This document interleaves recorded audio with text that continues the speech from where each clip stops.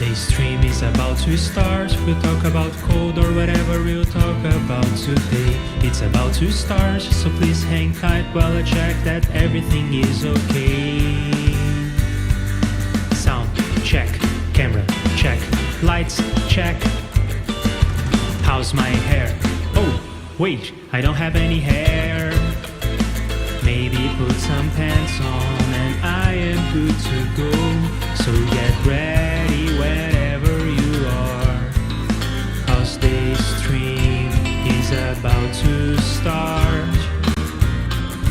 Get ready wherever you are, 'cause the stream is about to start.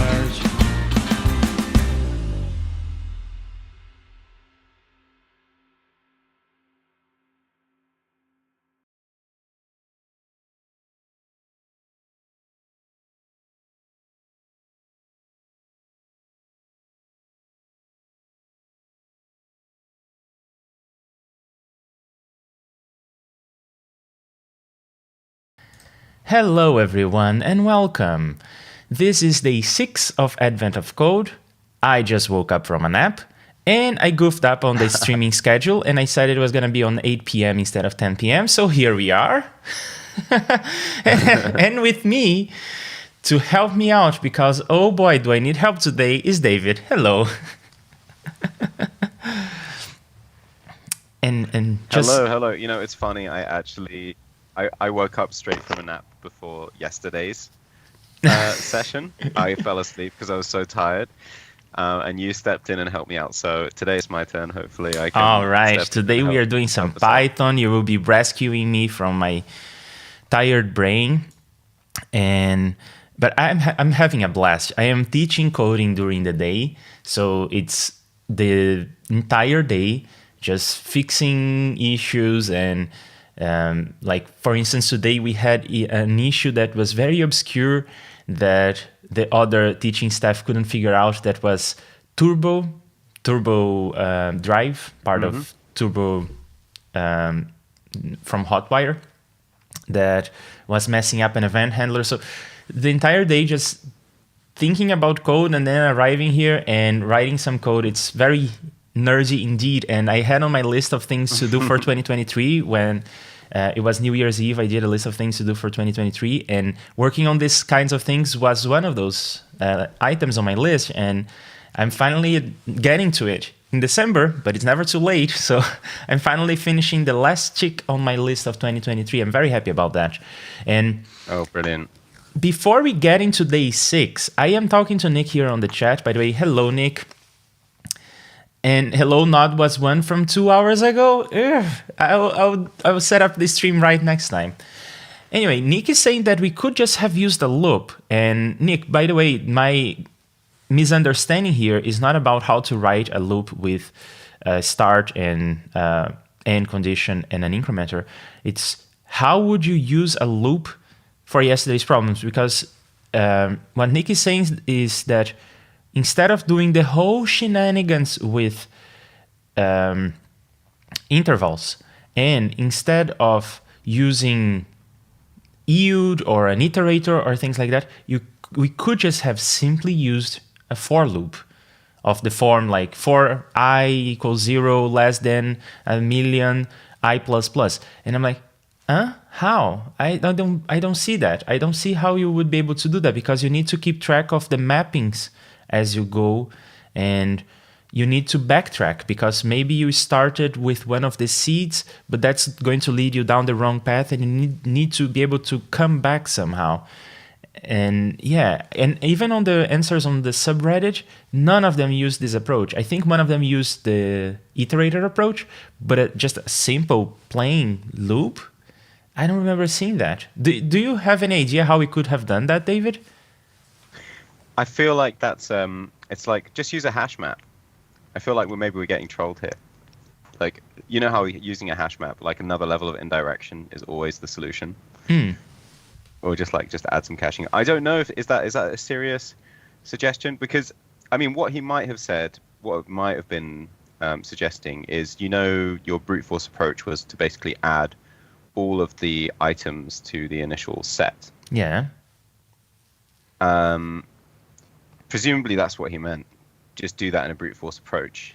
Obviously, we didn't have to do it in a add all of those items to the set. We could have just had a for loop of all of the items in the range rather than dealing with the range intervals and everything like that, which is the brute. I think that is just, he's just saying do the brute force approach, but do it in a for loop. But maybe not doing the set, unless I misunderstood. Yeah, that's But, what I understand as well. And I don't see so- how that works. I can imagine how that works with an iterator because you never realize the list. But if you want to... I guess I'm just baffled by the idea that it could have been that simple. And also baffled by the idea that no one on the subreddit on the best posts have realized that it could have been that simple. So, Nick, I think... both David and I understand your proposal the same way. Can you please show me code? I am fascinated. I really want to see that. And he's explaining I exactly that. You walk the entire path every time and you just keep the best and then result the brute force is that simple. Yeah, I really want to see that. It's fascinating because that would have been much, much, much, much better than having to deal with all the intervals and all the overlaps and all of that. So if you have solved the problem that way, can you please send the code? Because I want to see it. But anyway, enough of day 5. Yeah. Let's get to day 6. Yeah, well, I'll quickly close off day 5. I did look at the iterator approach that somebody did, and I think he was lucky with his input, and he didn't have to worry somehow about the splitting of intervals. No way. Really? Yeah, apparently. But I don't know. Anyway, I didn't look into it, but I theoretically could be done with iterators without going out of memory bounds, but I think it'd be still very, very slow. So who knows? Let's have a look at day 6. Well, here is day 6, everyone. Day 6. Pew, pew, pew, pew. You are driving, David. I am half asleep. All right.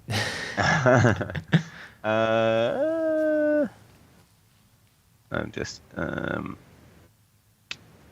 so I think, what do I want to do? Is it together mode? Oh, because I'm reading from your screen. Mm-hmm. Yeah, this is it. This is what I want. And then hide people at the top. And then, okay. Cool. The ferry quickly brings you across Island. After asking around, you discover that there is indeed normally a large pile of sand somewhere near here. But you don't see anything besides lots of water and the small island where the ferry has docked. As you try to figure out what to do next, you noticed a poster on a wall near the ferry dock. Boat races. Open to the public. Grand prize is an all-expenses-paid trip to Desert Island. Ooh. Yeah, that's where we want to go. That must be where the sand comes from. Best of all, the boat races are starting in just a few minutes. Oh, better hurry. You managed to sign up as a competitor in the boat races just in time. The organizer explains that it's not really a traditional race. Instead, you will get a fixed amount of time during which your boat has to travel as far as it can, and you win if your boat goes the furthest. Furthest, not farthest. Farthest. Anyway, before we continue, just so you know, in terms of the screen is cutting off the line. Make sure you go farther in each race than the current. So that's our videos. The stream is like, that's like what's visible on the screen to people. Well, what? So you know how like our videos, our images are cutting off some of the video, right? Yes. So you can, yeah. So I'm just showing. I mean, I guess you can probably see it as well. What's being cut off and what's not. Okay. Yes, Cool. yes. And I try during the stream to be mindful of that. Sometimes I cut things off because, I'm not always looking at everything all at once, but I try and be mindful of that. But sometimes if I'm cutting something off, you can bring my attention to that. I thought about having a layout for the stream that would not overlap our faces on top of the computer, but then the computer image gets smaller, so it's a trade-off. And you need to see our faces. Come on. My diagrams and stuff, that's essential to the experience. I guess the real pros do it with green screens, and then it would just be the face, and then it would. Well, I have a green screen, and it's a trade-off because it kind of looks goofy as well. I don't know. Anyway. Yeah. Okay, so the organizer, where was I? Sorry. As part of signing up, you get a sheet of paper, your puzzle input, that lists the time allowed for each race and also the best distance ever recorded in that race. To guarantee you win the grand prize, you need to make sure you go further in each race than the current record holder. The organizer brings you over to the area where the boat races are held. The boats are much smaller than you expected. They're actually toy boats, each with a big button on top. Holding down the button charges the boat, and releasing the button allows the boat to move. Boats move faster if their button was held longer, but time spent holding the button counts against the total race time. You can only hold the button at the start of the race, and boats don't move until the button is released. For example, scroll down please. Yep. Time 7:15:30, distance 9:40. 200. This document describes 3 races. The first race lasts 7 milliseconds. The record distance in this race is 9 millimeters. So to remind ourselves, we want to go the furthest in the time allotted. Yes. And the record is 9 millimeters. Okay, so the second race lasts 15 milliseconds, and the record distance in this race is 40 millimeters, and so on. Your toy boat has a starting speed of 0 millimeters per second. For each whole millisecond you spend at the beginning of the race holding down the button, the boat speed increases by 1 millimeter per second. So because the first race lasts 7 milliseconds, you only have a few options. Shoop. Don't hold the button at all. That is, hold it for 0 milliseconds at the start of this boat. The boat won't move. It will have traveled 0 millimeters by the end. Hold the button for 1 millisecond at the start of the race. Then the boat will travel at a speed of 1 millimeter per second for 6 milliseconds, reaching a total distance of 6 millimeters, which is not the record, right? Which is below the record of 7. Yeah. Which is below 9. Mm-hmm. Makes sense. Hold it for 2, and then it will move at 2 milliseconds, and it will get 5 milliseconds to move. 5 milliseconds to move, reaching a total distance of 10 millimeters. Hold the button for 3 milliseconds. After its remaining 4 milliseconds of travel time, the 4 times 3 is 12, and so on. Okay, and then eventually the solution is, well, I guess it's it's either 3 or 4. A bunch of those are solutions, basically. Yeah, anything above 9 millimeters would be a solution. Yeah. Okay. Cool. Since the current record of this race is 9 millimeters, there are actually 4 different ways you could win. You could hold the button for 2, 3, 4, or 5 milliseconds. In the second race, you could hold the button for at least 4 milliseconds, and at most 11 milliseconds, and beat the record. A total of 8 different ways to win. In the third race, you could hold the button for at least 11 milliseconds and no more than 19 milliseconds, and still beat the record. A total of 9 ways you could win. To see how much margin for error you have, determine the number of ways you can beat. Oh, the number of ways you can beat the record in each. I was hoping they were just asking for a... One of the possible inputs, but no, they want all of them. Yeah, okay. And then if you multiply these values together, you get 288. Number of ways, so it's 4, 8, 9, 288. Okay, I understand the problem. Now I need to think about how I'm going to solve it. And also let's How peek we at are the gonna solve it. puzzle input to see what the challenges will be, if the numbers will be too big or something like that. And not quite. This seems brute forceable. Seems tiny. Yeah, right. It does seem tiny. Because we could work out 79 by hand, or not by hand, by brute force. I don't want to do it by hand. But then it's just Yeah. a greater than with the distance. Mm-hmm. Okay. Yes. Yes. Okay. Okay. Yeah, I'm thinking brute force. All right. So Mhm. shall I share my Visual Studio Code? Yes, and I will Give me one join. second.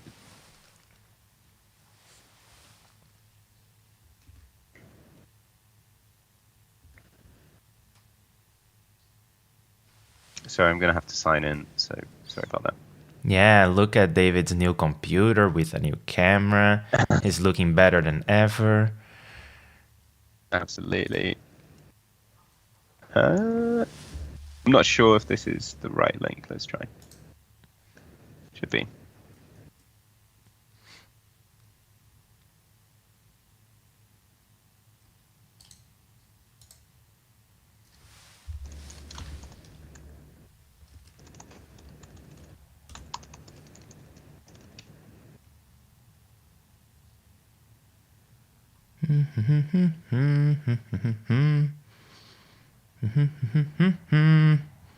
I'm Are you in? activating extensions. Not yet.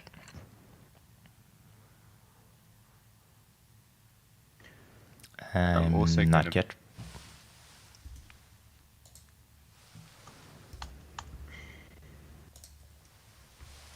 Ah, now I'm in. I see that. You're saying hello to the world. Oh, hello to you. Yes.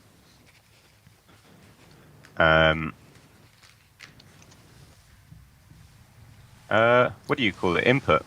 Yeah, I suppose that's fine. It's just that input is a key word in Python. But we're overwriting a keyword. Or is it a keyword or a built-in function? I think it's a built-in function. Either way. Okay.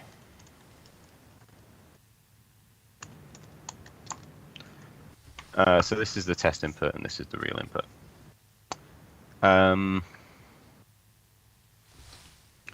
So the brute force, I guess, is to do exactly what they showed us in the example, where we start at 0 and we go all the way up to 7, and we check how many of those distances are greater than 9. So I can give that a go. First, of course, we need to parse the input. Do you want to parse that by? Since we learned that there is like the Vim way of solving the problems and stuff like that, and given that these inputs are very small and tractable, do you want to parse that using code in Python? Or do you want me to use, or you can use, whatever, do you want to use just this and just format this into Python syntax? Oh yeah, they are so small. You're right. Absolutely. I Yeah, think let's it do would be that. easier to use a multiple cursor than it would be to write the Python code for this. How about you format the top one and I'll format the bottom one?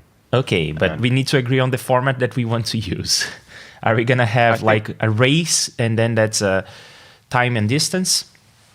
Yeah, I think just time equals an array, distance equals an array. How about that? If you wish. Okay. Do you have a better format? I was thinking of pairing times and distances into a tuple in a race or something like that. So I would have a list of races. Yeah, that would be nicer, I guess.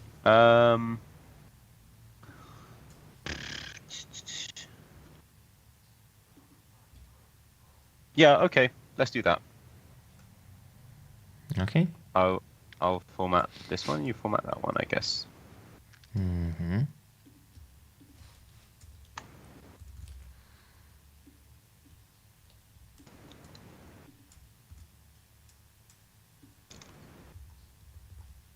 No, my pasting didn't work. And you are command Ving my thing.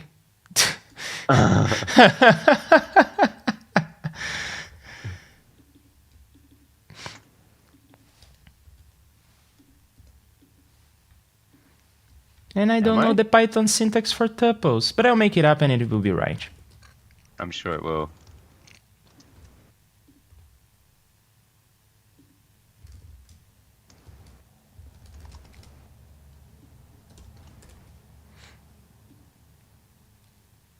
Is there any kind of like object instead of a tuple, I could call this with names because the tuples are positional and I want them to be named. Like, You have to use a dictionary, or there are some like really clever ways of doing that, nah. which are let me No. just use. Yeah. Don't know why. Oh yes, indent using spaces too. Now I don't know why I don't have an auto formatter configured right now, unfortunately. Well, look So I'm at gonna your have new to- computer. I know. I need to get a formatter set up. I will do that.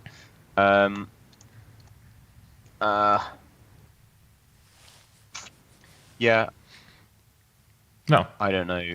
I don't know for now, but it's what was it? Time, distance, like that. Yeah. You want to call them real races? I'm fine with that. And you'll be happy to hear we won't be doing any camel case.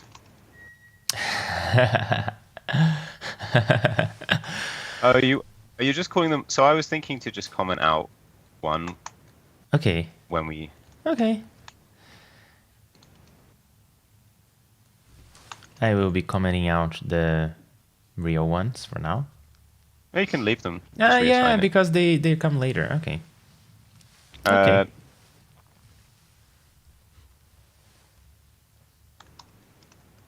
range. I guess what we want to do is really time, distance, and then time. So we are going, range is giving us from 0 to 7, but that range is not inclusive, is it? Don't we want to do time plus 1?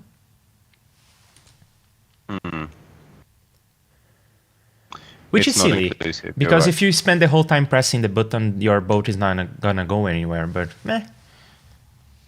Yeah. Yeah, that's true. We could also start from 1, but whatever. Yeah.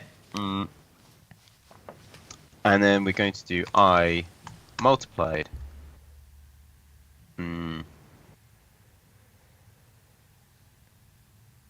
By, I guess, is it time minus I? Yes. I is the time that we spent pressing the button. And then when we release the button, it will have accumulated, let's say, speed of I, which we multiply by the time that this left.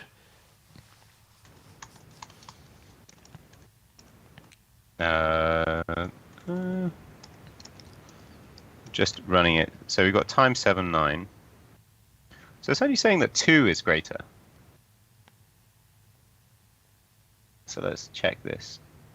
If it's greater than or equal, no, it's got to be greater than the distance, right? Yes, we have to beat the distance. Why is it only 2, which is greater right now? Ah, hang on. You're looking at the terminal. Oh, sorry, I'm breaking. That's why.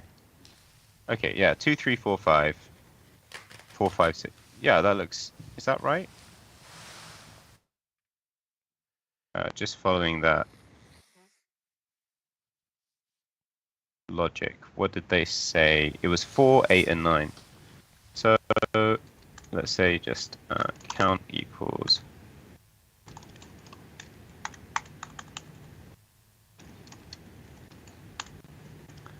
Four, 8, and 9. That sounds good to me. Yes. And then do I want it to be 1? Wait, are we timesing it? We're timesing them all together, aren't we? Okay, Yeah, I'm just it's gonna 4 say, times 8 times 9, I think. I'm just going to do it this way, just so that I don't mess anything up.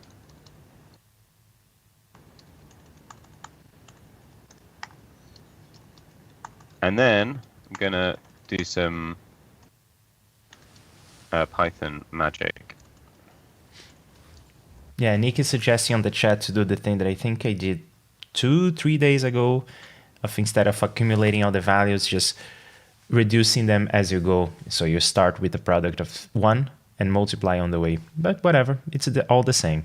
But isn't there? But what if you were given an input which was this? then you would still have 1 at the end. You wouldn't get an input like this. Isn't it awful Or when what- you come up with like a hypothetical and people refuse the the hypothetical instead of answering? Yes, if you do it like that, you would end up with a 1. And in your answer, you would end up with a math prod of an empty list, which in Python is... I'm asking this as a non-rhetorical question. Now I want to find out. Can I do it? Oh yeah. Yeah. I will can you request run read write real quick. Yeah. Let's do it. Type Python 3, not Python. Yeah. And import math. Just that. Math prod of an empty list, which is 1. Yeah, there you go. Fine. Okay. No, you don't have to. It's all right. Alternatively, to satisfy us both,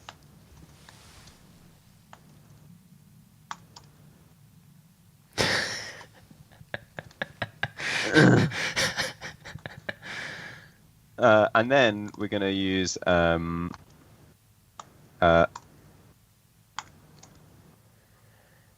yeah. How's that? Lovely. Okay, Okay. but does it work though? And these are your inputs or mine? These are mine, but yours are very easy to paste in, I suppose. Yeah, I'm just asking that because then it will be on your side and we won't see it here on the stream. So I'm gonna do that real quick if I can. Yeah, 100%. I will check quickly if it works for me. Okay, it does work for me, but before we... Do we want to guess what test part 2 is going to be? We certainly haven't got it so far. Well, but we did a part 1 that was straightforward. I'm happy about that. I needed that win after yesterday. Yeah, that was straightforward. And that was a very good idea of yours not to bother parsing it. Made our lives a lot simpler. No such file or directory. Am I in the wrong That's folder? strange. How so? Yeah, just go up in the history. You can find it. Like it's you need to cd into the right directory. Okay. Let me But that paste my should be answer your- here. And then... That's not the right answer. Really? I want to see what they say when you get the wrong answer. That's not the right answer. Run it again. No, check. You you pasted in my answer. Try this latest one that I got in the terminal now. Okay, I will. Your answer is too high. Curiously, it's the right answer for someone else. You might be logged in the wrong account or just Yeah, unlucky. In any case, you need to be using your puzzle input. If you're stuck, make sure you're using the full input data. There are also some general tips on the about page, or you can ask for hints on blah, blah, blah. Please wait 1 minute before trying again. Okay. Oh no. Okay, I can. So you're saying that this is my answer, okay? Yeah, this is your answer. We can speculate on. You gave the answer too Okay. recently. You have to wait for 5 more seconds.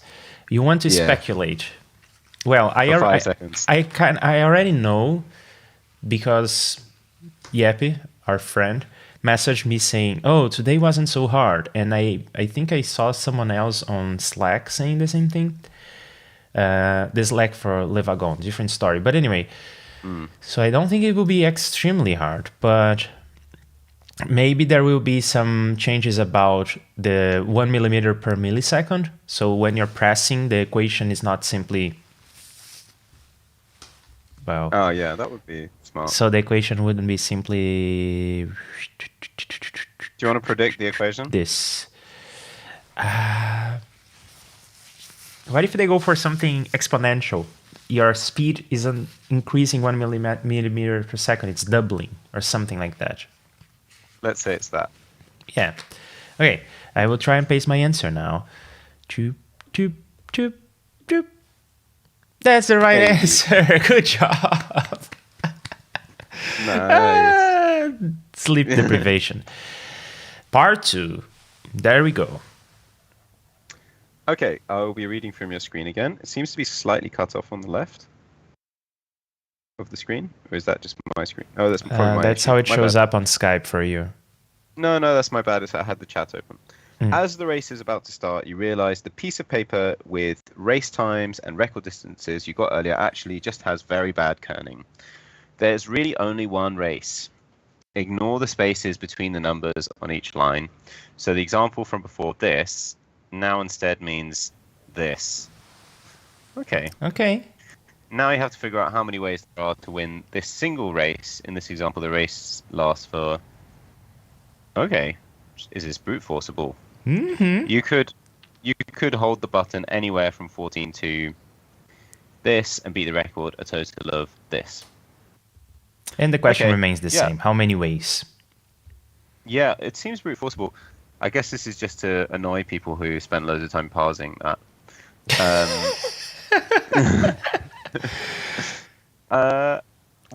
When you look at this, how do you know immediately? Like, what numbers are you running in your head?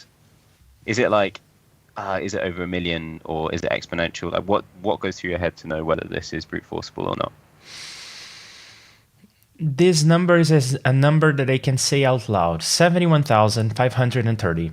That's my intuition here. If I have to start saying digits out loud, or if I can look at the number and I cannot make sense if it's in the order of magnitude, that's when I say, ooh, okay. And also depending on what you're doing, right? If we are doing something that just goes over this number once and does some multiplication, fine. If we were doing something exponential and this is an exponent, no. Yeah, exactly, yeah. Same story with you? Yeah, I'd say probably, if it's like an order n, if it's non-exponential, then as long as it's in the, I guess, millions, it's probably, maybe millions is too much, maybe probably 10,000 or 100,000. It's like almost definitely still brute forceable, but anything exponential, like, who knows? Because if you remember the problem that we were working on a while ago, it was like maximum 12 by 12 grid, and it was like not brute forceable in any way because of the amount of like exponential combinatorics that we were getting involved with.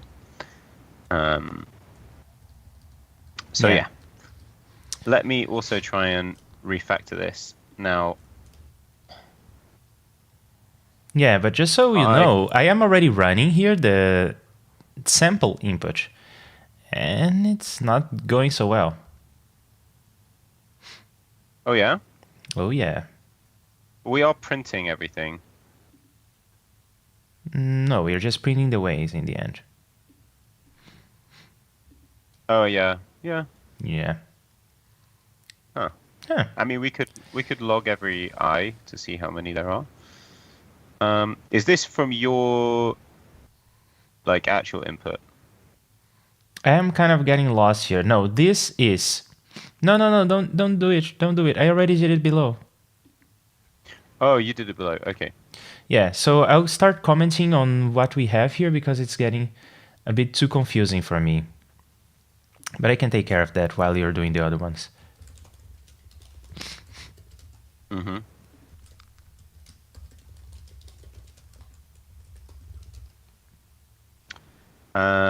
Okay, I'm going to create a new tab. Hello, Bo. It should be near instant, Nick is saying, so... Huh? Yeah, I don't feel like this algorithm should be taking that long. And David has a new computer. Yeah, maybe it's not as good as I thought it was.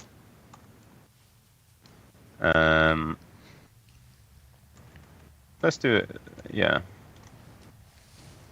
I'm just going to...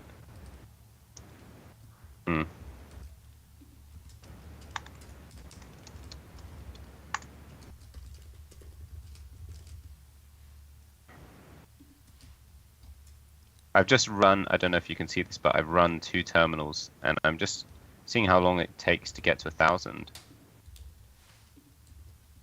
super slow. Oh, there we go. We got to 1,000. We Well, got 71 of those. I heard that Python was slow, but I thought it I was mean, mostly a joke. this is a new computer, but it is a MacBook Air. Well, still, that new MacBook Air is bleeding fast. Yeah.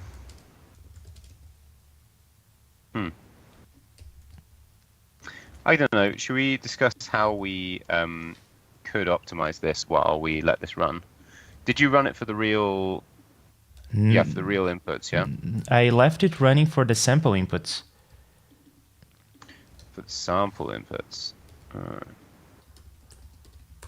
They give us an answer for the sample. Yeah. It did? Ah, but it's still running? Oh yeah, it's still running. How so? Print is the last statement in the program. Wait, what? What do you mean? There's one print here as well on line 43. Ah, and what's that about?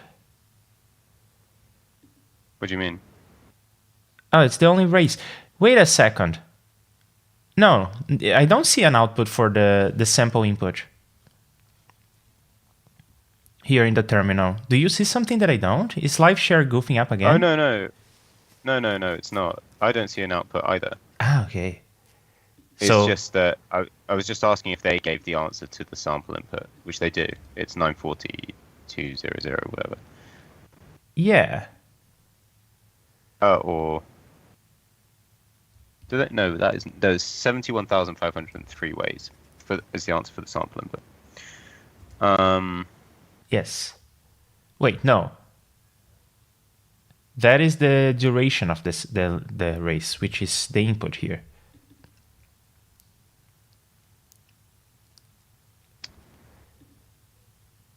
But it also happens to be a total number of that ways.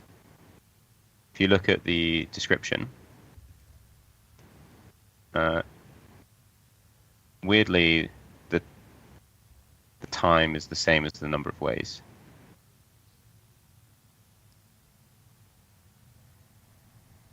No, that doesn't make sense. We No, it must doesn't, be does it? misunderstanding the problem. Oh no, it's not. It's not the same. It's all but 503. So there's 27 ways that don't work. Okay, I can get on board with that. Sneaky. And I guess, I mean, probably there's a large batch. I mean, just thinking about possible ways to do this more intelligently would be to do a binary search for when it's less and when it's more. So when it passes and when it doesn't. Yeah, Find because the we low have bound, noticed the upper that bound. it goes like, it doesn't work, it doesn't work, it doesn't work. It starts working, starts working, starts working. It doesn't work, it doesn't work, it doesn't work in terms of like winning the best race. And Nick is again saying, try a simple for loop.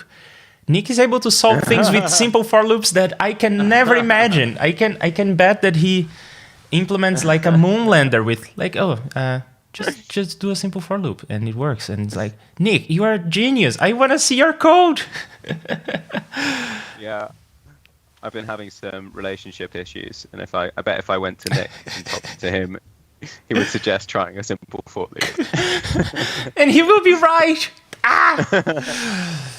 It's always worth a try. A binary search is a good one, but I am puzzled by why this is so slow. There's no reason for this to be this slow, right? No. Is it the exponential here? Why is there an exponential here? Oh, why is there an exponential here? Sorry. Yeah, there was probably massive numbers. There we go.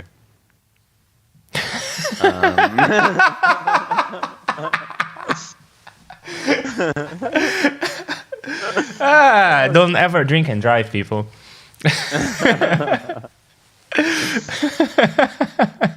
Oh dear. It does get us the right answer, though.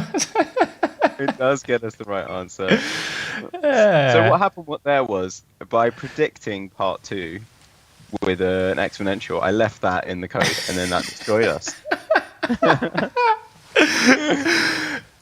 Okay. Oh, Anyway, can you let me run my? Oh, you're running our version. Okay.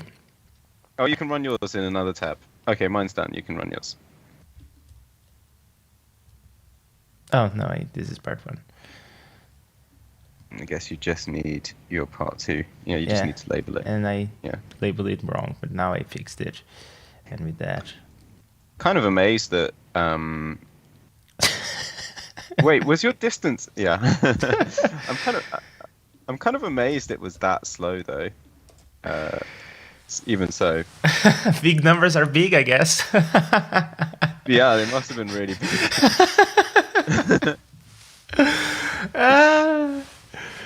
Okay. Nick was right about trying a simple for loop. What have we learned today? Wow. I think we learned that even number days are easier. Yes. That was a lot easier. And I think we learned that trying to predict part 2 never goes well. Well, let's take a look at the answers from other people, because this is such a straightforward problem that I'm sure we will get some wacky answers to have fun with. Definitely some Vim ones. I will go to bed before midnight. Yay!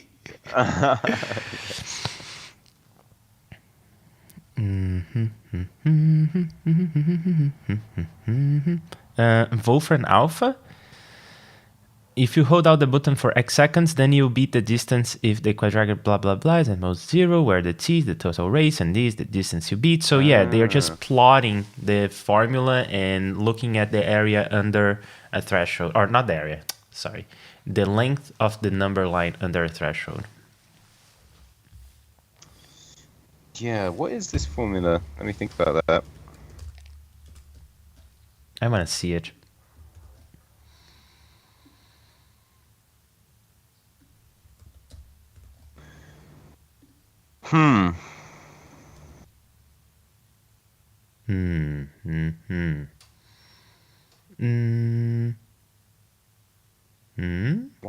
Why x squared?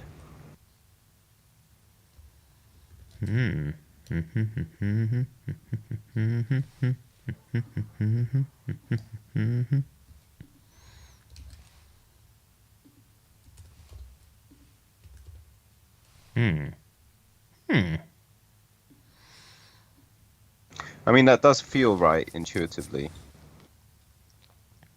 looking at it. But why is it x squared? I don't get any of this.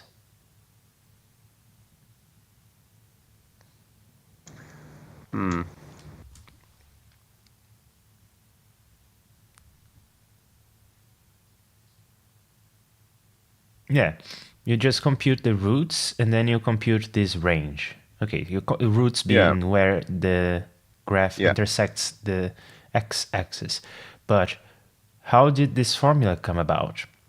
Yeah.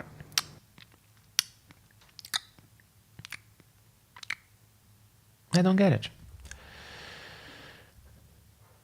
Okay. Maybe Nick has a clue here. I spotted the parabolic shape from the test answers, so I did an early exit once the values dip below the threshold. But you could just find the start and duplicate the length. Ah. Are you saying that this parabola will always be centered in the midpoint? So if you find this point, then you would be able to predict that one? If that's the case, that's really cool. And I guess it is the case. I guess it is always the case. This is going to do 30 minutes if I do part 2 the naive way. Let's see. I will find some iter tools. Not this time. We don't need to accumulate lists. And well, our answer is more elegant because of the parsing that we excused ourselves Yeah. I'm disappointed we didn't have to use default dict though. from. It will happen. Wow, this is a lot of parsing. But in terms of the code, it is straightforward. And yeah, okay.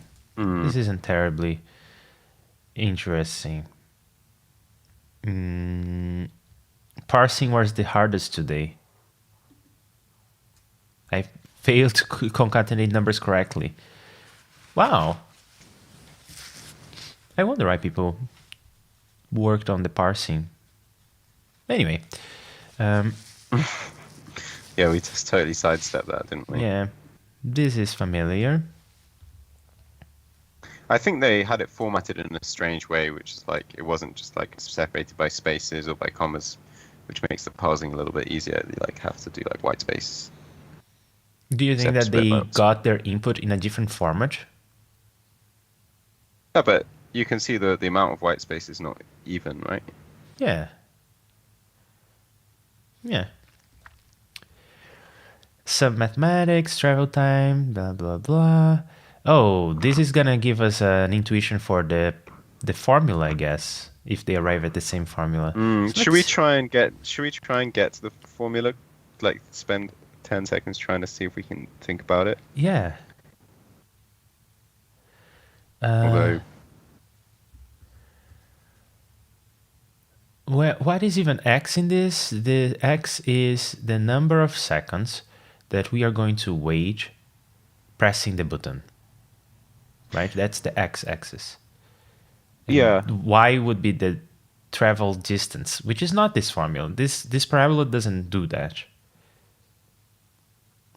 I guess we should make it equal to the distance, right?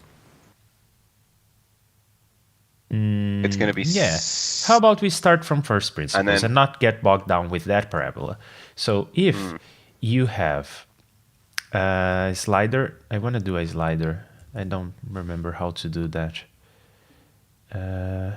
No, that's not it. I guess I just write variables and then it will suggest, do you want a slider for that?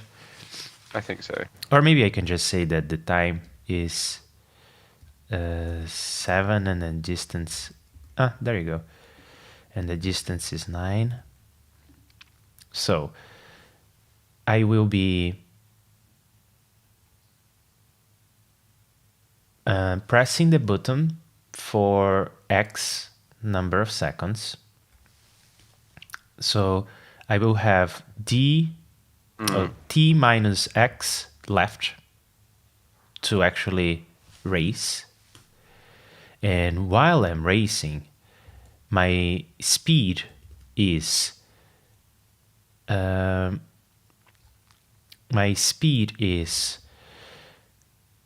X, and I am interested in the part of the parabola that is above 9. So I'll subtract 9, and with that I have a parabola that when the value is positive, when the value is positive, I will be winning the race because I will be beating the best distance from before. So compute the roots of this and find the range in between and you should be good to go, right? So let's prove that this is the case. So the root would be between 1 and 2 and between 5 and 6. So 2, 3, 4, and 5 are winning numbers for this. So the answer would be 4 in this case. Is that right? Yeah.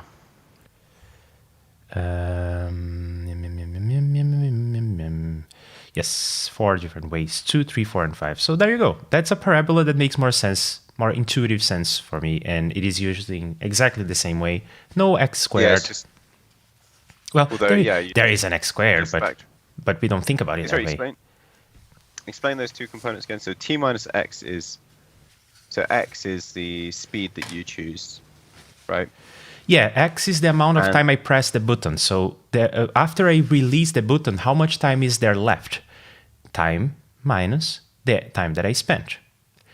And for that duration, what is my speed?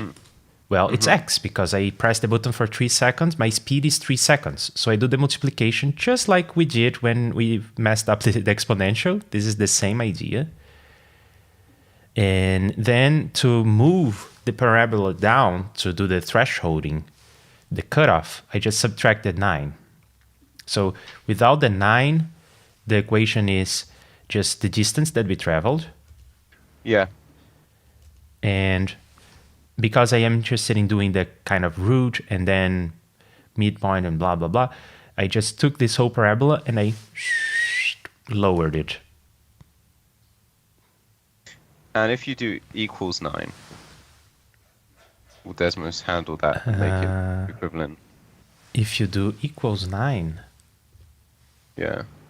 then we get some vertical lines. Okay. No, we get a big parabola. Isn't it a parabola? Yes, it is. No, it's just straight lines. I'm dying here. You ill?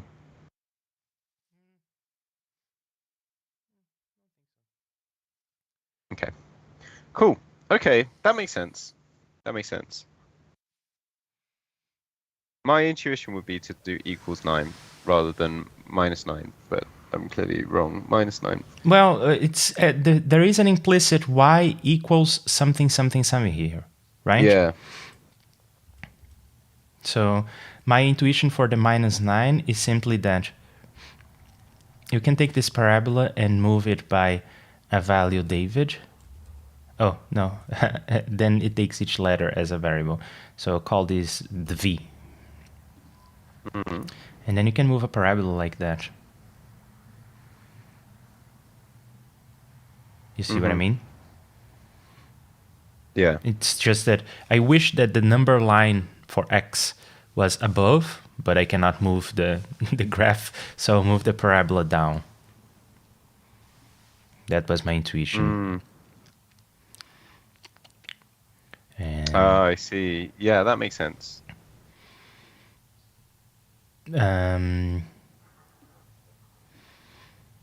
Another way of thinking about this, which is kind of cool, is if we think about it this way: where is the number greater than 9?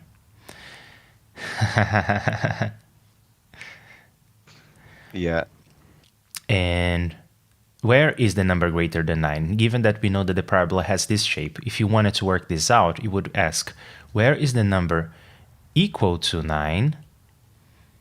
Which again gives us these lines. And then how do you work this out? Well, you would probably expand this part into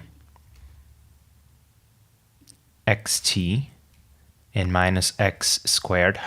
Here is where the x squared comes from. Yep. Like so, equals to 9. So I just expanded the thing on the left, and I don't need the parentheses anymore. Then I would ask, okay, I will pass this 9 to the other side, like so. And then I would use the formula, the quadratic formula that we all learned in high school. And of course, we still remember by heart. No, we would Google it. Then we would find the roots and go from there. Yep. Yeah, that makes sense. All right. I think we really got this one, right? We got the same formula even. Yeah, 100%. And the person just avoided. And now we understand why their formula was upside down. They didn't want to deal with the negatives here. So they just multiplied the whole thing by -1, got a parabola on the other shape. So if you multiply the parabola by -1, you end up with a parabola that looks like boop, the other way around. But the roots are going to be in the same place. So it doesn't matter for the problem. Okay, enough of this. Enough of this. We understood it. Commodore Basic. Okay. Proof that I ran it in real hardware.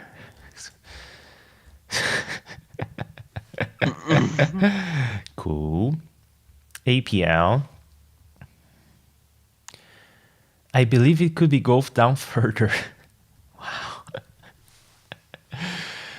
I don't see any multiplication here. Oh, I see. I think that this is the for loop. Wow. Fourth. Wow. I kind of like the simpler problems because people go wacky. Yeah. Python 3. Cute little quadratic optimization.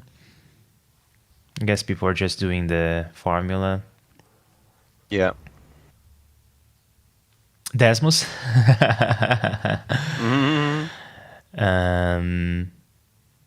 But does it have the actual? I thought they were going to put his real values in there.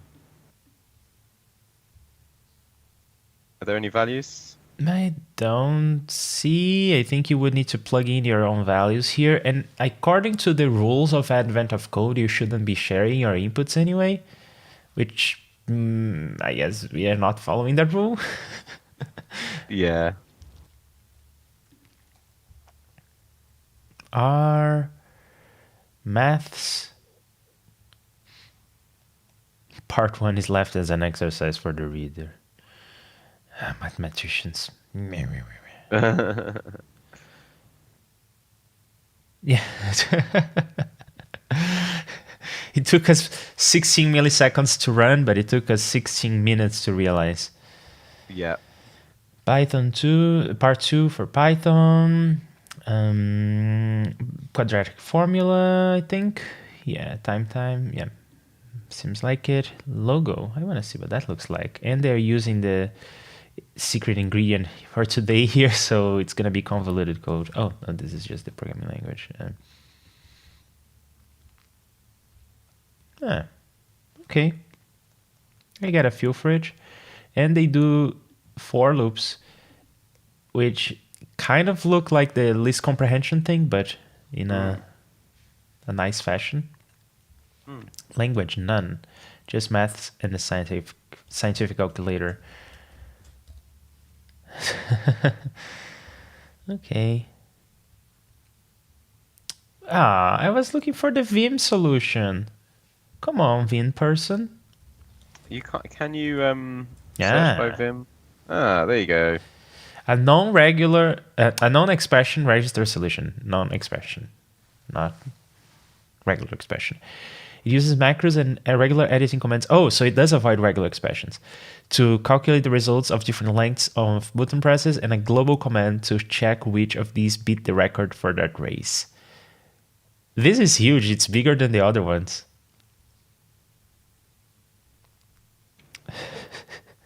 Wow. Do I even care to understand this? No. It would be cool to have it to animate this running, and like if they provided a GIF with these solutions, so that we could like see it animating the things and generating the things and outputting the answer. It'd be really cool. But yeah, so this is a cool little project. You could turn these inputs into keyboard events in the operating system. Yeah. Yeah. Yeah. Well, it's okay. I have a program to do that already. Actually, it's called Leandro. Brute force is pretty hard, and luckily it fits into an integer. But first one, I've had parts 1 and 2 done without looking anything up, so feels good. Okay, Elixir, Python. Yeah, I think that's all there is to it. How about we go to bed? Let's go to bed early. Let's take the win. Uh-huh. I'll see you again tomorrow. All right. I see you again tomorrow at the same time. Yes, sure. Okay. Yes, same time tomorrow. Tomorrow is a Thursday. On Friday, I may not be able to do the same time, but we'll see. Tomorrow, same time. I'll see you here. Thank you to Fotis and Nick for and Bo, and Nod was one to have joined in the chat 2 hours ago. But thanks for joining us on the chat. Thank you, David, for coming up with this project idea. I'm looking forward to day 7. I see you tomorrow, everyone. Bye bye. See you tomorrow. Bye bye. Thank you for watching the stream, you know how great it has been. Or maybe it sucked, and I am glad that you stuck with me. And soon we'll be back together for some more coding or talking or chilling. The next time I'll be streaming.